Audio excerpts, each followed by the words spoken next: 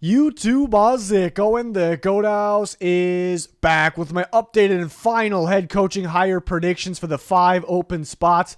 It's actually 4 open spots now, even though we're going to break down the 5, predict the 5 in this one, because literally just before recording this, Frank Reich was hired by the Carolina Panthers. I also tweeted out my predictions a little bit before recording this, but we're going to break it down. We'll give some other options as well, so I'm excited about this. Make sure you follow our Twitter. Live news, rumors, updates, the breaking news, the predictions. We got you there, the latest thoughts. So it's on your screen as a link pinned in the comments. It'll bring you directly to that Twitter. And then our subs on Twitter actually get even more content. And then we have our sponsors, those links pinned in the comments. Walk the Mock, GLD Shop, Liquid IV, so some cool stuff for them. Check it out. So we'll start with the Panthers. I had my prediction of Frank Reich. I kind of been tweeting about it the last few days. Tweeted my predictions before he was hired as well.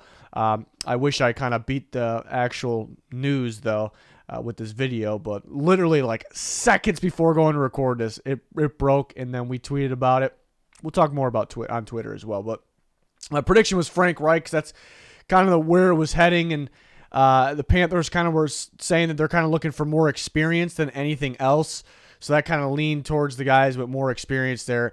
And they did hire Frank Reich. You know, my next guess was going to be who their interim coach was, Steve Wilkes, who did a pretty good job. And then my wild card, which is basically the third guess, was going to be Kellen Moore. So that's kind of the order of what I thought.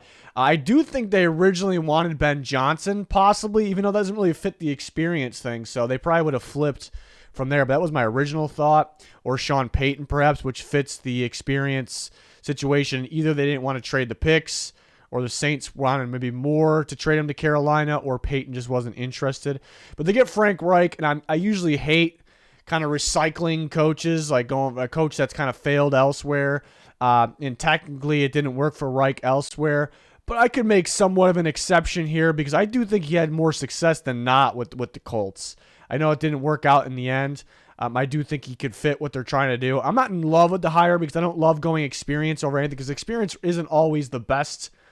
The best choice. The game's changing. Some of the younger guys are taking over. Experience isn't always better. You look at some of the top coaches in the NFL, their first gig was with their current team. Maybe minus Andy Reid. Doug Peterson worked out with Jacksonville. That wasn't his first gig, but there's a lot of good coaches that are still alive, and that even first-year coaches that went pretty far, did pretty well this year. So experience shouldn't really be number one, and that's kind of my knock on the Panthers' decision. But I was usually, there's probably 99% of the cases where it's a coach that didn't work out elsewhere and was fired. 99% of the time I'm pretty much going to hate it. I don't hate this one. We'll make an exception for Frank Reich. I always thought he's been a pretty solid coach.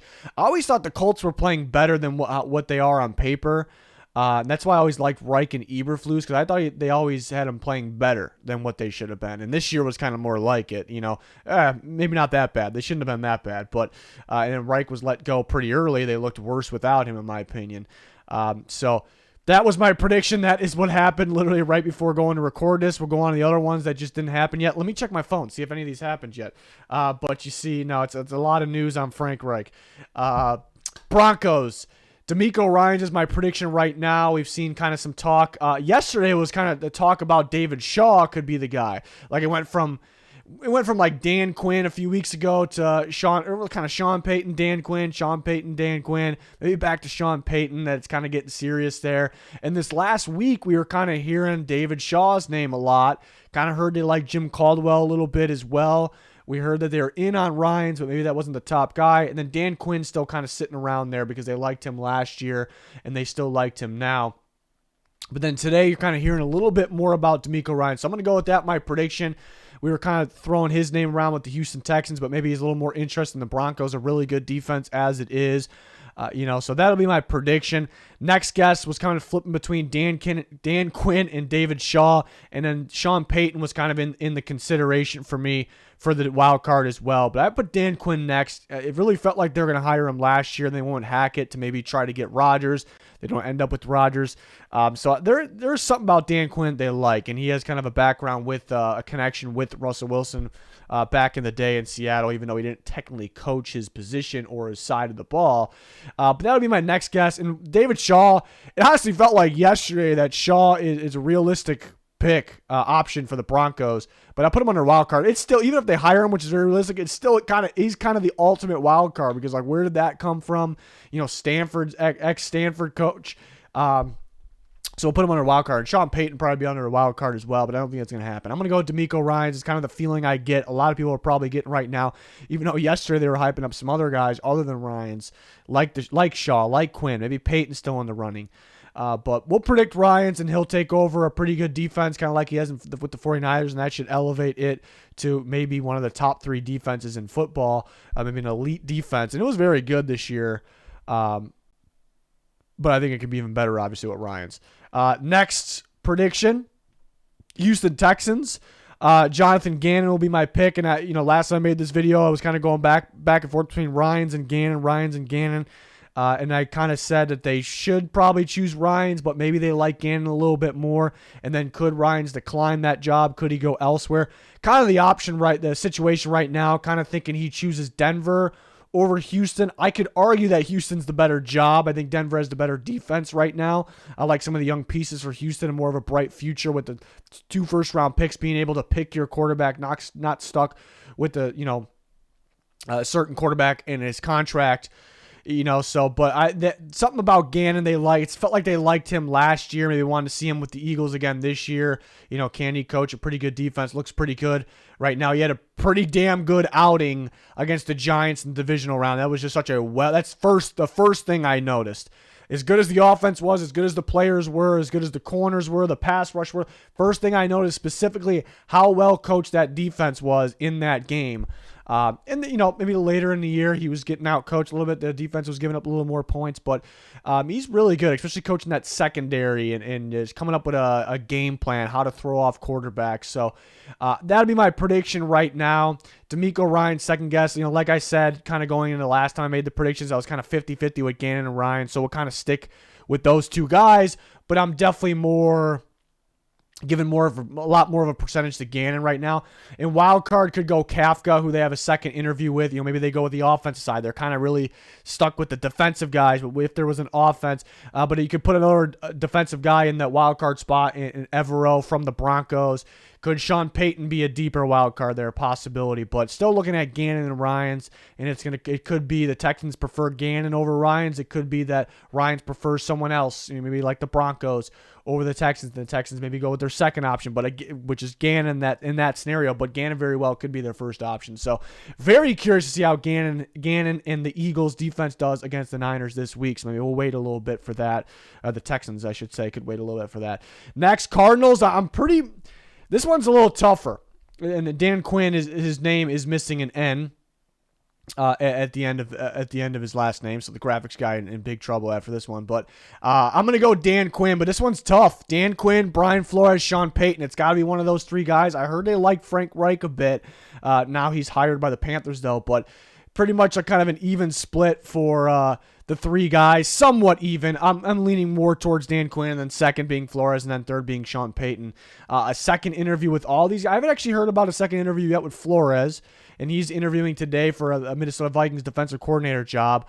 But he's got the connection with their new GM, Monty Austin, for it. It just kind of felt like there was a good connection. They kind of want a tough leader there, so he kind of can mesh well with some of the defensive guys they have. So Flores was feeling like the guy.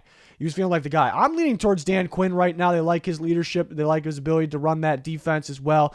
I like what maybe Dan Quinn can do with the Isaiah Simmons or the Zaven Collins. So that's starting to grow on me. Kind of a unique type linebackers that were very versatile, and they can do multiple different things. I mean, we've seen Simmons and Zaven Collins rush the edge in college at times. And it's like, okay, they got some upside there as well. So you like the idea of what Dan Quinn could do with those types of guys. And he's getting a second interview. It sounds like they like him over there. So I'm going to go Dan Quinn.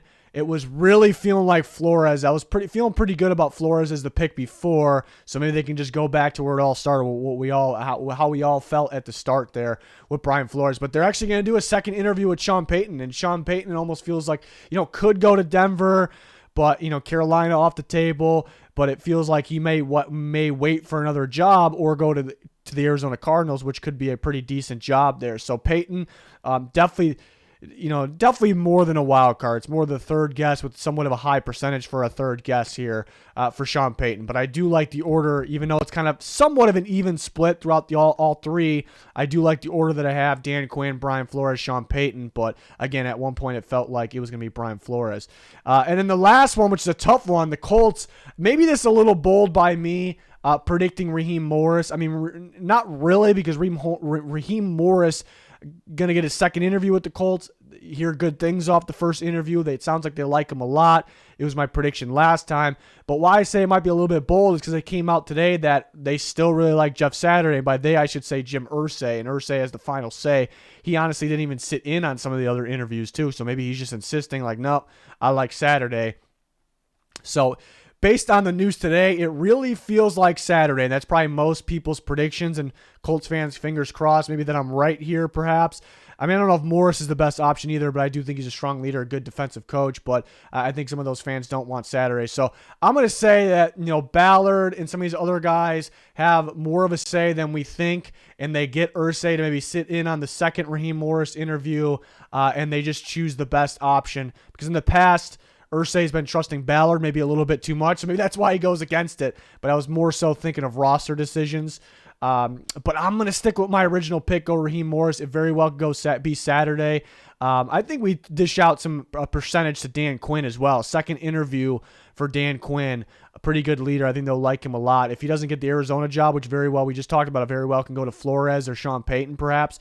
Then maybe Dan Quinn, shoots to the top of this one. That's definitely possible as well. So I think kind of in chances of them hiring a guy, I think you get all three of these guys some sort of, and they like Evero as well, but I think you give these three guys some sort of percentage, but kind of close to 50-50 for Morris and Saturday. But I'm going to go Morris. Again, maybe a little bold because today it's really sound like Saturday, but I think they kind of go in their minds the best guy for the job there. So those are my updated and probably final predictions as these coaching hires are starting to kind of get underway here. We saw Frank Reich go to the Panthers literally right before going to record. It's pretty wild. But we knew that was kind of coming. We had, my predictions were kind of made first on Twitter. Everything happens first. So me talking about things and, on Twitter. So if you love the channel, if you love what I have to say, I would recommend following us on Twitter there. There's a link pinned in the comments that'll bring you directly there. There's all other useful links down there, recent videos, our sponsors that's worth looking into. Head over to our channel, check out those recent videos. If you enjoy, like, subscribe to notifications on. It'd be much appreciated. But that is going to do it. Thanks for watching. Goodbye.